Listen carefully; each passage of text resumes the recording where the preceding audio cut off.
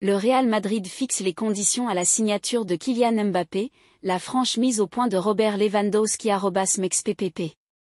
Le Real Madrid veut garder la main dans le dossier Kylian Mbappé, Robert Lewandowski revient sur ses difficultés et Marcus Rashford fait taire les critiques. Retrouvez dans votre revue de presse Foot Mercato les dernières informations de la presse sportive européenne.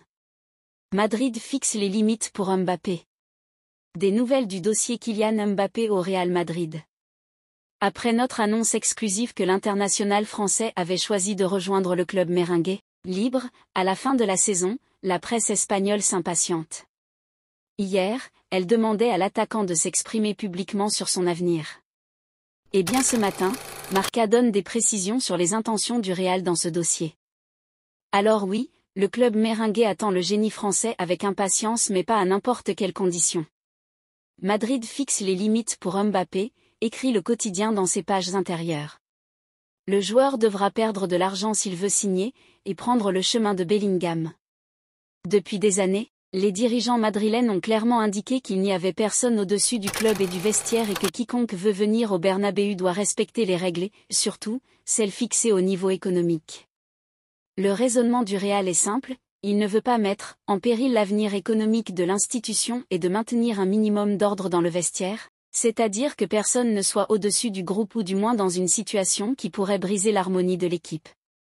Mbappé devra faire des sacrifices au niveau financier et s'inscrire dans le collectif madrilène. Les vérités de Lewandowski. À Barcelone, Robert Lewandowski fait la couverture du journal Sport ce matin.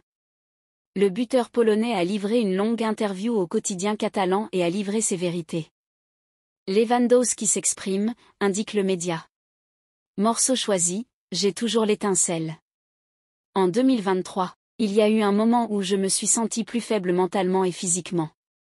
Je suis tombé dans une sorte de déprime et j'ai eu besoin de trop de temps pour m'en sortir et revenir à la normale.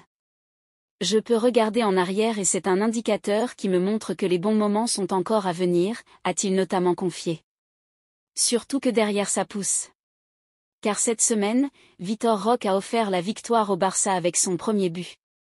Pour Mundo Deportivo, Tigrino a montré par son but qu'il pouvait être très utile au Barça, où il s'adapte de mieux en mieux. Aux côtés d'Araujo, de Rafinha, de Lewandowski et des Portugais, il apprend l'espagnol et gagne en confiance. Lewandowski a peut-être du souci à se faire. À lire. Barça, Joan Laporta envoie un gros tacle au PSG. Rashford répond de la meilleure des manières. En Angleterre avait lieu la suite de la 22e journée de Premier League hier soir. Et nous avons eu droit à une match dantesque entre Wolverhampton et Manchester United. Au final, ce sont les Red Devils qui se sont imposés, 4-3, au terme d'une rencontre au scénario fou. Ces derniers jours, un joueur a été secoué après un écart de conduite, c'est Marcus Rashford, et bien l'attaquant anglais a vite répondu sur le terrain pour se faire pardonner. Avec l'ouverture du score, Rashford fait taire les critiques en un clin d'œil, comme le placard de The Guardian sur sa une ce matin. L'équipe de Manchester United s'est imposée dans le temps additionnel lors d'une soirée dramatique à Molineux, juge encore le très sérieux média britannique. Après avoir été durement critiqué, les médias encensent Marcus Rashford ce matin, à l'image du Daily Star qui fait dans le jeu de mots avec le « coup de fouet » qu'a reçu l'anglais après son écart de conduite. Mais la presse anglaise n'oublie pas le dénouement exceptionnel de cette rencontre avec le but de Kobbie Mainoo dans les ultimes instants. Pour le Manchester Evening News, c'était « le spectacle tardif de Kobbie », alors que pour le Daily Telegraph, c'est « l'homme qui compte ». L'adolescent de 18 ans remporte le thriller de Molineux grâce à un but en fin de match. Bref, Manchester United est encore passé par toutes les émotions hier soir. Barça, Joan Laporta envoie un gros tacle au PSG. Alors que le projet était, pendant un temps, enterré, les fondateurs de la Super League ont reçu le feu vert pour tenter de lancer leur nouvelle compétition.